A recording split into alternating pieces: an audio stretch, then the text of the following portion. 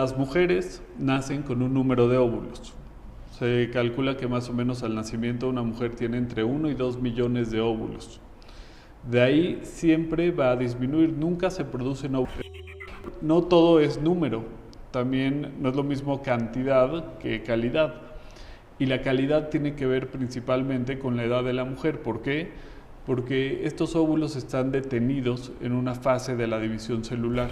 O sea, quedar embarazado a la primera es un poco sacarte la lotería. La infertilidad se define como un año de intentar lograr un embarazo teniendo relaciones sexuales sin protección de forma regular y dentro de un año no lograrlo. Esto hasta los 35 años. Ok. Después de los 35 años, la definición es la misma, pero son 6 meses.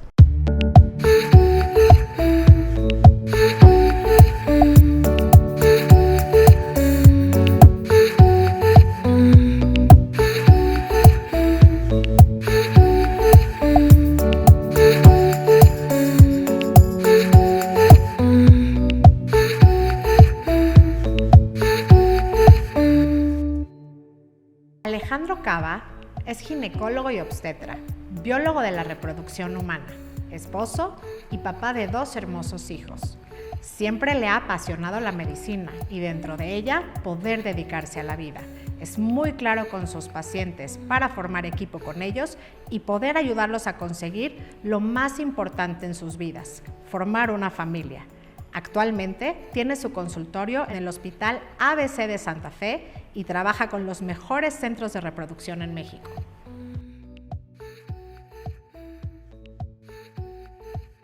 Cuando tomé la decisión de formar una familia, uno de los muchos miedos que vendrían con esta decisión era en la madre.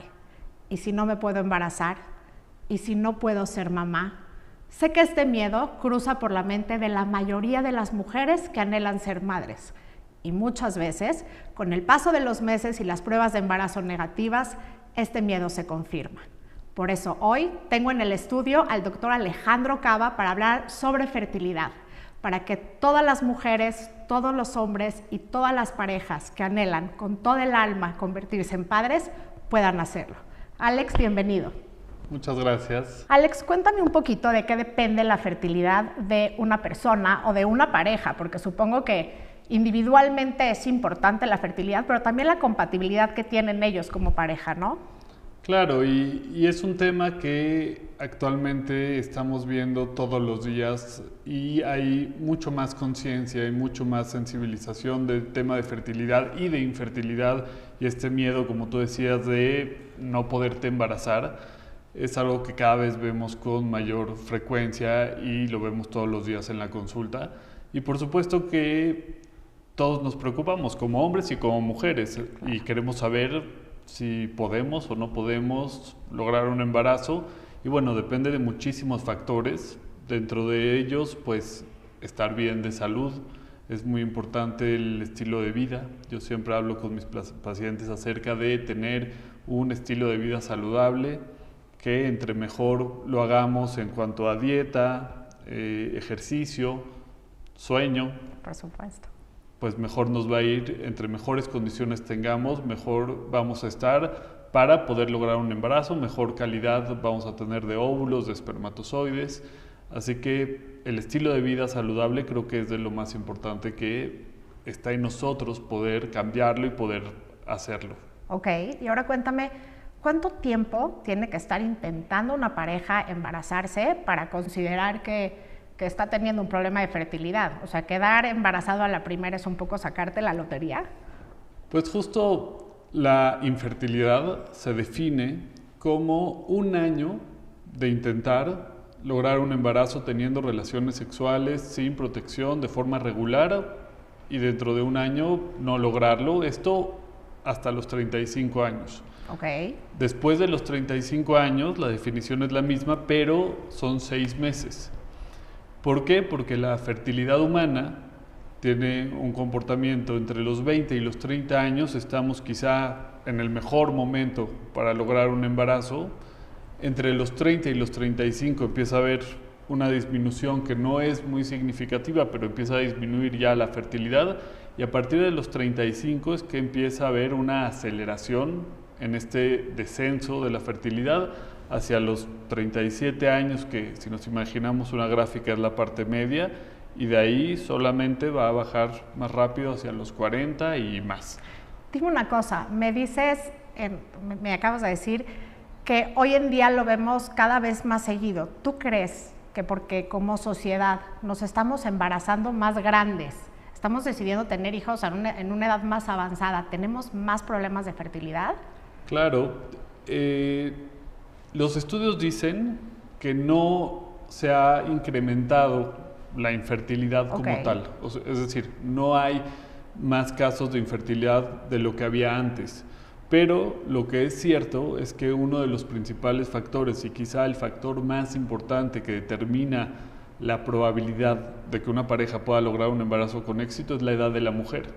Claro. Entonces, si pensamos en que como sociedad estamos cambiando y lo que vemos todos los días es que se posterga la maternidad por muchísimas causas sociales, pues de que la mujer estudia, trabaja, tiene otras metas quizá antes de ser madre, y una vez que está lista para ser mamá, pues quizá estamos en los 40, 42 años, y sí, pues retrasar el ser mamá tiene mucho que ver con el aumento de infertilidad, o por lo menos lo que vemos en la consulta.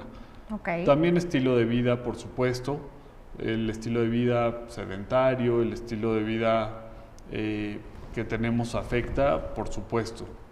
Dime una cosa, sobre este mismo punto, si por alguna razón, por la que sea, porque todas son válidas, no nos estamos embarazando, pero nuestro plan de vida sí incluye ser padres, ¿las mujeres deberíamos de congelar óvulos a cierta edad? ¿Es una recomendación que darías? 100%. Es algo que estamos haciendo y que hacemos todos los días, y cada vez lo hacemos más. Creo que cada vez hay más conciencia, y parte de lo que a mí me gusta hacer es educar y tratar de compartir la información para que la gente conozca acerca de que se puede preservar la fertilidad. Okay. Y es algo que hacemos todos los días. Las mujeres nacen con un número de óvulos. Se calcula que más o menos al nacimiento una mujer tiene entre 1 y 2 millones de óvulos. De ahí siempre va a disminuir, nunca se producen óvulos nuevos. Es finito ese número. Es y cuando finito. se acaban, se acabaron. Exactamente. Más o menos, cuando se llega a la pubertad, a la primera regla, estaremos alrededor de 500,000 óvulos, y cuando se llega a la menopausia, alrededor de 500. Los óvulos se pierden cada mes. Haya regla, no haya regla, embarazo, no importa la situación, siempre se van a ir perdiendo óvulos. Si vemos una gráfica, pues se comporta de esta manera, va a ir siempre hacia abajo. Claro. Y pues eso es muy importante. No todo es número, también no es lo mismo cantidad que calidad. Y la calidad tiene que ver principalmente con la edad de la mujer. ¿Por qué? Porque estos óvulos están detenidos en una fase de la división celular. Y esta división celular no se completa hasta que el óvulo es ovulado. Y esta división celular tiene que ver con que se elimine la mitad del material genético, claro, para que luego pueda llegar el espermatozoide y complementar con la otra mitad. Y esta división requiere mucha energía y mucha organización de la célula, y no es lo mismo un óvulo que lleva detenido en esta división 20 años que 30 años que 40 años. Y esto es lo que hace que puedan haber más errores, y por eso con la edad también se vuelve más común la probabilidad de síndrome de Down, entre otros síndromes, o la probabilidad de tener un aborto. Claro. Entonces es importante. Ahora que mencionas el aborto, mi pregunta es, ¿la infertilidad se puede vivir de varias formas? Supongo que hay mujeres que no quedan embarazadas por alguna razón, pero también las hay, aquellas que sí quedan embarazadas y sufren un aborto en algún momento del embarazo. Claro. Lo primero es, la fertilidad humana en general es mala. No parece, pero es mala. ¿Por qué? Porque la probabilidad de una pareja de lograr un embarazo por ciclo, por mes, es alrededor del 20%. ¡Wow! Es muy poco. Sí, es poco. Ahora, lo que nos salva a los humanos es que tenemos una oportunidad cada mes. Y eso hace que la tasa acumulada de embarazo, cuando lo estamos intentando, sea buena. Al año, 85% de todas las parejas ya va a haber logrado un embarazo. Y 15%, el 15% restante son las que consideramos que tienen infertilidad. Ahora, en cuanto a pérdidas, el aborto es algo que nosotros los ginecólogos vemos todos los días en el consultorio. Es un tema muy frecuente y muy común. Se calcula que alrededor del 15% de todos los embarazos reconocidos, es decir, entre 1 y 2 de cada 10 embarazos se van a perder. Es muchísimo, es algo que no se platica y quizá las parejas no van por todas partes platicando que tuvieron un aborto, pero yo te puedo decir que de mis pacientes que han tenido 2, 3 embarazos, la mayoría han tenido al menos una pérdida. Entonces sí, es un tema recurrente, es un tema muy común. La principal causa, en por lo menos el 50% de los casos de aborto, es una causa genética. Okay. Es decir, un error propio de cuando se junta el óvulo con el espermatozoide y pasa la fecundación, y son errores genéticos que no son compatibles con la vida y por eso se pierden los embarazos. Y por esto, al avanzar la edad de la mujer, empiezan a haber más errores en esta división que platicábamos y entonces se vuelve mucho más común estos errores y por lo tanto mucho más común las pérdidas. Bueno, de entrada esa estadística que nos compartes en cuanto a pérdidas me parece muy tranquilizadora. Creo que en casa también les va a parecer tranquilizador. Es un tema que aún es tabú y del cual tenemos que hablar un poco más porque no es ninguna vergüenza tener una pérdida. Y esto que mencionas de la compatibilidad, entonces mi pregunta es, ¿puede haber parejas que no son tan compatibles y que de ello devenga un problema de fertilidad? Creo que podría ser un tanto controversial, es decir, no como tal o como nos imaginamos de que dos personas no sean compatibles. Genéticamente. Pero hay niveles o errores que pueden ocurrir porque el hombre o la mujer tengan previamente un error genético y no quiere decir que ellos sean genéticamente anormales, pero quizá una traslocación, por ejemplo, que un pedacito de un cromosoma se pegue en otro, okay, y eso hace que la persona tiene todos sus genes y se expresan de forma normal, pero a la hora de combinarse hay errores. Entonces sí, definitivamente hay problemas genéticos en el hombre o la mujer que pueden condicionar que haya infertilidad o que hayan pérdidas, entre otras a lo mejor situaciones, temas de infecciones y temas de todos los factores que estudiamos en infertilidad que puedan hacer que en ese momento haya una incompatibilidad, pero así como tal que un hombre y una mujer puedan ser incompatibles per se, no. Ok, o sea, mi siguiente pregunta cuando estábamos hablando de esto era, ¿deberíamos de hacernos una prueba de compatibilidad genética con nuestra pareja antes de tener hijos? Eso es algo muy interesante y que estamos haciendo cada vez más. Lo que estamos haciendo con estas pruebas genéticas son unas pruebas genéticas que se llaman de portadores. ¿Qué quiere decir? Todos tenemos en nuestra genética y en los miles de genes que tenemos, algunos genes que están mutados. Todos los genes vienen de mamá y vienen de papá. Y entonces estos genes que pueden tener que ver con enfermedades, sobre todo enfermedades recesivas, enfermedades metabólicas. Cuando tenemos un gen normal y un gen alterado, no se expresa la enfermedad. Somos sanos y no tenemos ningún tema de salud. Pero si nosotros somos portadores y nuestra pareja también es portadora de la misma enfermedad, a la hora de hacer esta combinación, pues hay el riesgo que se hereden los dos genes que están alterados y entonces definitivamente nuestro hijo puede tener una enfermedad importante. Entonces estas enfermedades que son enfermedades recesivas sí se pueden estudiar. De hecho, hay algunas poblaciones en donde se recomienda más. Por ejemplo, ser judío o judío ashkenazí, pues es un factor de riesgo muy importante, claro, para tener enfermedades recesivas y se recomienda poder hacer estos estudios de portadores. Ok, dime una cosa. Una pareja que lleva un año intentando tener bebé y que no lo está logrando, va con su ginecólogo y su ginecólogo los puede ayudar en este camino, porque me parece que pues como en todos los casos que requieren un poco más de especialización, a veces es un peregrinaje entre médicos buscando la causa de por qué no me estoy quedando embarazada. Yo recomiendo siempre ver a un especialista. El especialista indicado es un biólogo de la reproducción humana. Okay.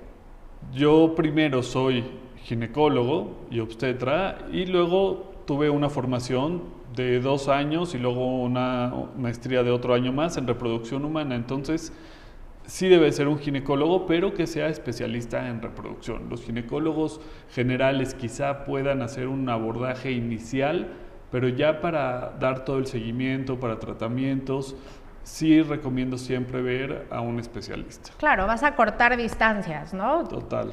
Ya sabes que algo no está funcionando, vamos a lo que vamos con el especialista. Totalmente de acuerdo. Ok, dime una cosa, ¿qué papel juega el estado emocional de la mamá? Muchas veces, te lo puedo decir como mujeres, nos dicen, es que si tú te relajas te vas a quedar embarazada. Y eso es como lo peor que te pueden decir, porque además de que te sientes culpable, obviamente que quieres quedar embarazada, pero no, o sea, depende de tu estado de ánimo. Pues mira, es muy difícil como tal estudiarlo y en la literatura médica se ha intentado y sí hay estudios que tienen que ver con el estado emocional. Yo en lo particular creo que la mente es muy poderosa y que subestimamos mucho el poder de la mente y sobre todo en estos temas de fertilidad. Yo te puedo contar que he tenido experiencias como, por ejemplo, que pacientes vienen de primera vez conmigo por tema de infertilidad y quizá al hacer la cita se tranquilizan como que van a dejar ya toda la responsabilidad o el seguimiento en alguien más y no van a cargar ellas con el peso. Y tengo pacientes que llegan a la cita de primera vez embarazadas. O sea, ¿sienten que están haciendo algo? Pues llegan embarazadas. Ya tengo varios casos que han llegado de primera vez por infertilidad, hacemos ultrasonido y hay un embarazo. Y quizás es eso, soltar un poco toda esa carga o lo típico de pacientes que se fueron de vacaciones y se embarazaron, ¿no? Como cambió un poco el mindset, cambió un poco pues toda la rutina diaria y hay embarazo. Entonces definitivamente creo que la parte emocional es muy importante y siempre creo que el abordaje de estas pacientes y de estos pacientes debe ser integral. Podemos ver toda la parte médica, toda la parte de estudios, de abordaje de los diferentes factores que causan infertilidad, pero es importantísimo ver la parte emocional porque son parejas que están viviendo algo muy difícil y siempre hay que poner mucha atención en esto. Se le están pasando mal. Sí. Sin lugar a dudas. Ahora cuéntame, ¿cuáles son las principales opciones, los principales tratamientos a seguir para parejas que no están pudiendo embarazar? En reproducción, en general, a grandes rasgos, tenemos tratamientos que los dividimos en baja complejidad y alta complejidad. Baja complejidad, digamos que es de lo más sencillo donde podemos empezar.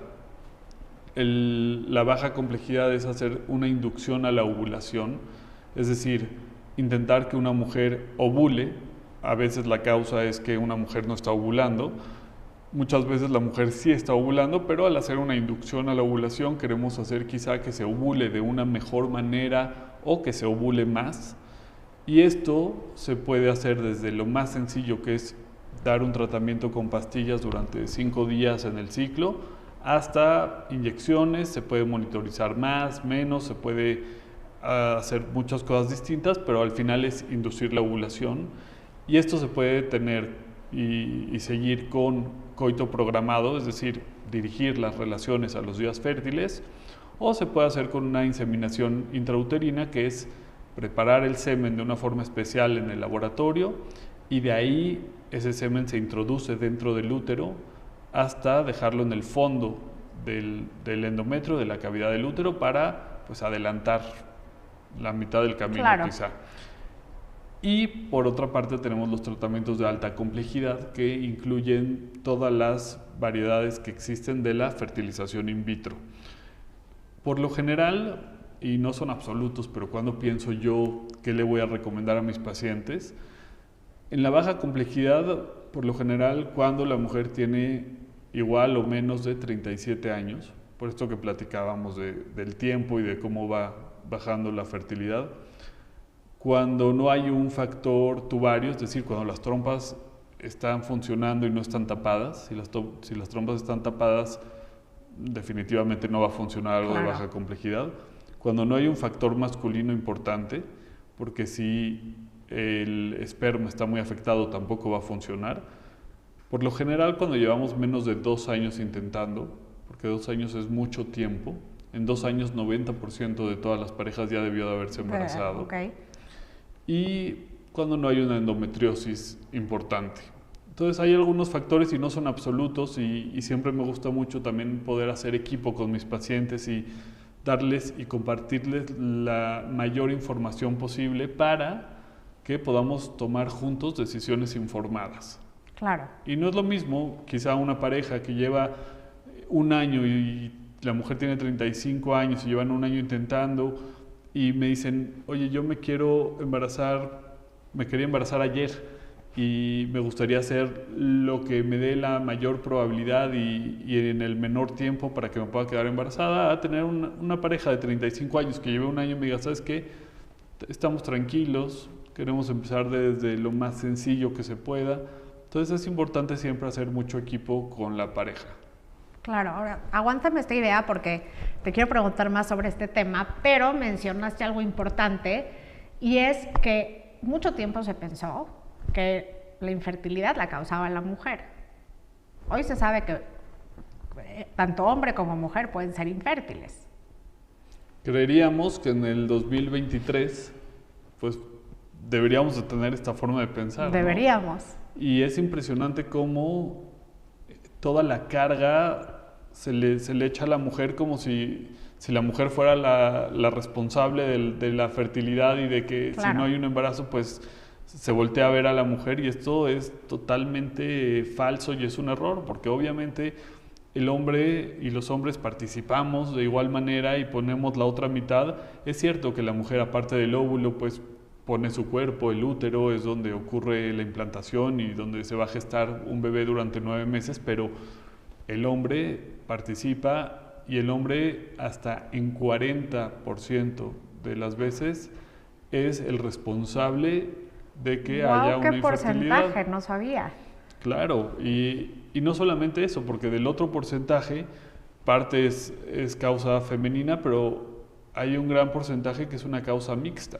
O sea, que puede ser causa de la mujer, pero también del hombre. Los hombres tenemos los espermatozoides que los estamos haciendo y se están generando todo el tiempo. Sí, aquí sí hay un recambio y sí hay nuevos espermatozoides. El proceso tarda 72 días, desde que inicia hasta que un espermatozoide está listo para salir. Y entonces los 72 días previos pues son importantes a lo que estamos expuestos. Claro. Por eso siempre hago mucho hincapié en el estilo de vida saludable. Pero los hombres tenemos muchas fluctuaciones. De repente estamos mucho mejor, de repente estamos mucho peor. Y entonces es importante pues, tener un estilo de vida saludable, estar bien de peso, fumar afecta también, cualquier enfermedad, problema de salud. Finalmente, las células que se están renovando de forma rápida, como los espermatozoides, pues son reflejo de nuestro estado y todo lo que afecte a nuestra salud va a afectar al final el resultado, que es el esperma. Los hombres tenemos la ventaja que podemos ver los espermatozoides. Se puede hacer un seminograma, que es el estudio en donde se ve el semen, se ven los espermatozoides, se ve la cantidad, la movilidad, las formas normales. Actualmente podemos ver más allá, podemos ver la fragmentación de ADN que nos habla un poco de la calidad de esos espermatozoides. Entonces, todo protocolo de estudio de infertilidad sí o sí debe de incluir al hombre y el hombre debe de involucrarse. A mí, cuando vienen mis pacientes de primera vez, siempre quiero y siempre me gusta que el hombre esté presente, y cuando hago la historia clínica también se hace la historia clínica del hombre porque es parte esencial de poder lograr un embarazo. De esta pareja, ¿no? Como tal. Ahora dime algo, ¿los hombres también llega a una edad en la que deberían de congelar esperma? Los hombres, como estamos formando espermatozoides todo el tiempo, es diferente. Por supuesto que la edad afecta y que la edad es un factor importante para el hombre también, no tanto como en la mujer, que está muy bien estudiado y muy bien determinado cómo es tan importante la edad de la mujer. En el hombre no es así, pero definitivamente se ha demostrado, y la literatura médica lo dice, a partir de los 35 empiezan a verse ya algunos cambios, más importante a partir de los 40, 45, y sí, definitivamente se afecta a la calidad y la producción de espermatozoides.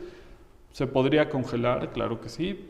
No es la misma, o quizá no hay la misma conciencia y no estamos igual de sensibilizados, pero se puede congelar y preservar, por supuesto. Ok. Ahora estábamos hablando de las opciones más simples, ¿no? Para empezar, y hablaste sobre provocar ovulación o aumentar ovulación. ¿Es por eso que cada vez hay más embarazos múltiples? ¿Es una de las razones? Sí, en esta parte de la inducción a la ovulación, uno de los objetivos puede ser que se ovule más. Si platicábamos ya que la probabilidad de embarazo por ciclo es 20%, que la fertilidad humana es mala, entonces si nosotros hacemos que se ovulen entre 1 y 3 óvulos quizá, podemos aumentar las probabilidades de que en ese ciclo haya un embarazo. Y la verdad es que es muy difícil pensar en que de 3 óvulos, los 3 sean óvulos de buena calidad, maduros, que puedan fertilizar de forma adecuada, que se divida un embrión, que llegue al útero, que se implante, que siga con todo su desarrollo. Es muchísimo lo que tiene que suceder. Entonces, entre 1 y 3 óvulos, la verdad es que la probabilidad de tener un embarazo múltiple es baja. Okay.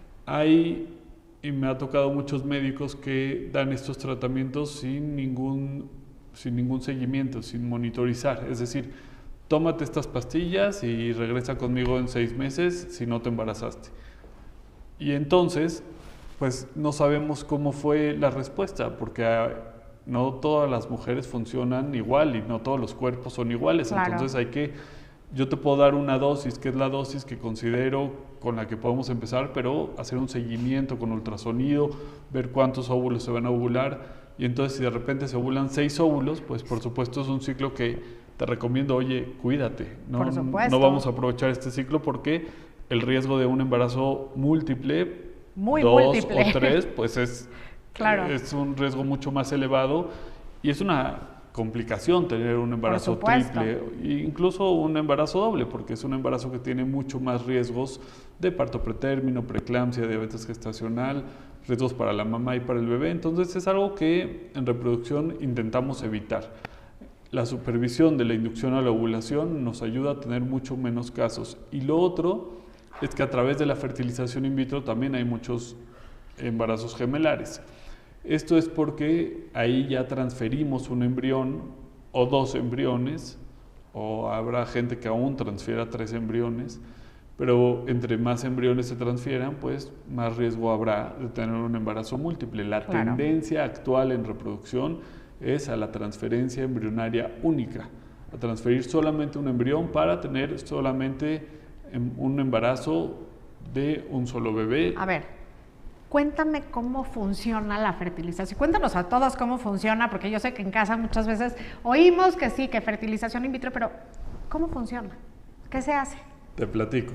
La fertilización in vitro, el objetivo es poder sacar óvulos, para esos óvulos tenerlos en el laboratorio, y ahí es donde los fertilizamos. Entonces lo que hacemos es que empezamos al principio de un ciclo, vemos que se vea todo bien con un ultrasonido. Los ovarios tienen folículos. Cada folículo dentro tiene un óvulo. Los folículos es la forma en la que los óvulos que están en la corteza ovárica, que son todos los que hay, de cierta manera cada mes se recluta un número de folículos. Entre mayor sea la reserva, más folículos se van a reclutar por mes. Y esos folículos son los que están disponibles solamente para ese mes. Normalmente uno crece más que los demás hasta que a la mitad del ciclo se rompe y se ovula. Todos los demás se pierden. Entonces lo que hacemos en una fertilización in vitro es hacer una estimulación ovárica. La estimulación ovárica es dar las mismas hormonas que se producen cada mes, que es hormona folículo estimulante, estimula los folículos, hormona luteinizante, y estas hormonas estimulan a los ovarios para que en vez de que un solo folículo crezca, crezcan todos los folículos que están disponibles en el mes. Esto lo vamos haciendo con seguimientos foliculares, que son ultrasonidos, y esperamos que la mayor cantidad de folículos vayan creciendo, y después de aproximadamente 10 días que los folículos están listos, damos algo para inducir la ovulación, y aproximadamente 36 horas después sacamos los óvulos. Es un procedimiento que se hace ambulatorio con una sedación, se hace vía vaginal, con el mismo transductor de ultrasonido, ahí se acopla una guía para, con una aguja muy delgadita, poder picar esos folículos y aspirarlos, y esperamos que de cada folículo podamos obtener un óvulo. Esos óvulos van al laboratorio, donde los embriólogos los ven, nos dicen cuántos óvulos pudimos recuperar, y ese mismo día la pareja, el hombre deja una muestra que se prepara en el laboratorio y con eso se fertiliza. Puede ser una fertilización in vitro tradicional, que es dejar esos espermatozoides con el óvulo y que se fertilice solo, o por ICSI, que es una inyección intracitoplásmica del espermatozoide. Quiere decir, tomamos un solo espermatozoide y lo inyectamos directamente en el óvulo. Ahí es cuando tienen que hacer algún tipo de selección. Sí, hacemos una capacitación espermática, es preparar el semen, imitar un poco lo que sucede cuando el semen llega a vagina, que es cuando el semen se activa y acaba de estar listo. Eso se hace en el laboratorio y con eso podemos seleccionar o intentar seleccionar los mejores espermatozoides, y de ahí todavía se puede hacer una selección más específica para solamente un espermatozoide inyectarlo dentro de un óvulo. Si la causa de infertilidad o la causa por la cual se está haciendo esta inseminación artificial es por algún problema genético, ahí es en donde se puede elegir, ¿no?, el material genético sano para hacer la inseminación. Lo que hacemos normalmente es que en ese momento todavía no podemos ver la parte genética, pero podemos fecundar los óvulos, y de ahí lo que se pretende es esperar 5 días en cultivo en el laboratorio para que esos óvulos que fecundaron de forma correcta, que no todos lo van a hacer, y se sigan desarrollando hacia día 5, que es un estadio que ya se llama blastocisto, es un embrión que tiene 100 o más células, y ese embrión, ahí sí podemos tomar una biopsia del trofoectodermo, que es lo que va a dar a la placenta. Tomamos una biopsia, tomamos unas cuantas células y las mandamos a estudiar para hacer un estudio genético, que es el diagnóstico genético preimplantación. Entonces ahí podemos ver tanto temas de cromosomas o si hay alguna enfermedad identificada en los padres o en la familia que es causada por un solo gen, podemos ir a estudiar directamente esa enfermedad. ¿Qué porcentaje de éxito tiene? Cuando ya tenemos un embrión de día 5, por lo general o lo congelamos y luego preparamos a la mujer para hacer la transferencia embrionaria, o podemos transferir durante el mismo ciclo, pero una vez que hacemos una transferencia embrionaria de un embrión de día 5, más o menos, y dependiendo de la edad, pero la tasa de éxito está alrededor del 60%. Es bastante. Es una tasa muy alta en reproducción. Cuando tenemos más embriones, podemos congelar el resto de los embriones. Y entonces, si tenemos, por decir, 3 embriones, podemos transferir uno. Si hay éxito, pues increíble, y podemos guardar esos 2 para un hermano en 2 años. No hay vigencia. Esos embriones congelados es como parar el tiempo. O, si no hay éxito, pues podemos hacer otra transferencia, y entonces la tasa acumulada de embarazo en general es buena.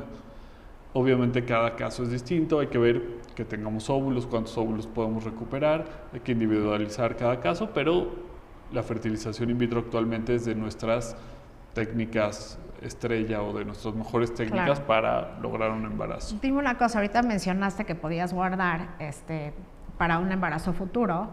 Cuando alguien tiene un problema de fertilidad, lo más probable es que en su siguiente intento de quedar embarazada también lo tenga. Fíjate que es un tema ese muy interesante y que yo siempre hago mucho hincapié con mis pacientes. Cuando ya hicimos una fertilización in vitro, por ejemplo, se embarazó llevamos todo el embarazo, tuvieron a su bebé y siempre les digo, ¿y cómo te vas a cuidar? Y siempre me dicen, pues no, ¿por qué me voy a cuidar? Nada. ¿Cuánto me costó?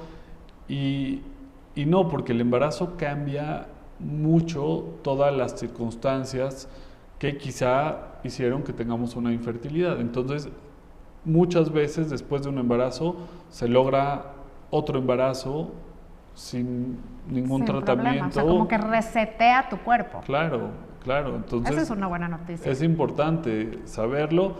Obviamente una mujer que ya se embarazó antes tiene un mejor pronóstico también para lograr un segundo embarazo. Y sí puede cambiar el factor de infertilidad y puede embarazarse de forma natural o espontánea, y habrá obviamente muchos casos que no se resuelva y que necesitemos otra vez una técnica de reproducción asistida. Ok, una pregunta de curiosidad mía. Gracias a la fertilización in vitro, en un futuro, a esta selección que se puede hacer cuando sí hay un problema de alguna enfermedad, ¿se van a erradicar ciertas enfermedades o no funciona así? Se podría hacer, por supuesto. Cada vez se estudia más y es un poco esto de ciencia ficción, ¿no? Sí, como Aldous Huxley, un mundo feliz, llegar, claro. Claro, y de poder escoger a lo mejor color de ojos y hasta dónde está bien y hasta dónde no. O sea, entra mucho a filosofía, ética, moral, pero definitivamente hay enfermedades que ya se pueden identificar y a través de esto se podrían erradicar.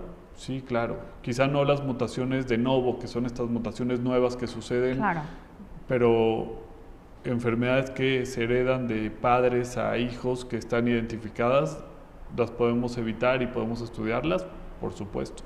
Wow. Alex, por último, por favor, danos ciertas recomendaciones para las parejas que estén buscando tener un embarazo. ¿Qué les recomendarías? ¿Qué les recomendarías hacer? Yo lo que recomiendo es, si la mujer tiene menos de 35 años,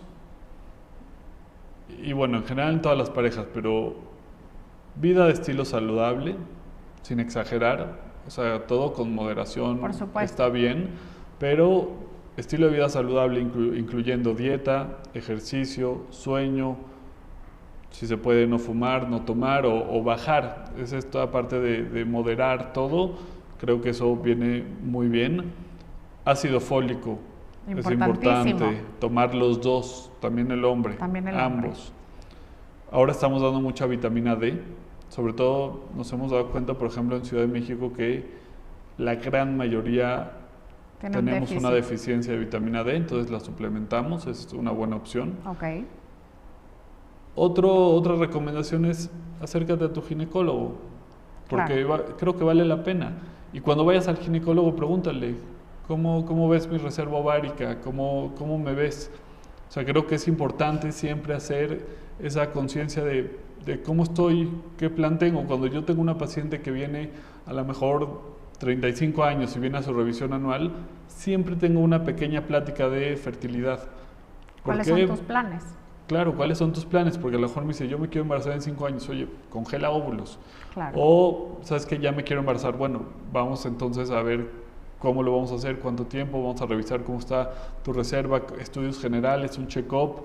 O sea, creo que vale la pena acercarse siempre a su ginecólogo y ver que todo está bien. Si alguien tiene alguna duda de si puede o no puede lograr un embarazo, por cualquier motivo, es válido también estudiar desde antes, no nos tenemos que esperar un año a que no se logre. Hasta que ya te urge estar embarazada en ese momento. Porque si sabemos a lo mejor que hay algún tema que pueda predisponer a una infertilidad, pues vale la pena buscar ayuda desde antes. Claro. Entonces, yo creo que es eso, es hacer su revisión ginecológica anual, platicar de fertilidad, estilo de vida saludable, sí, ácido fólico, vitamina D.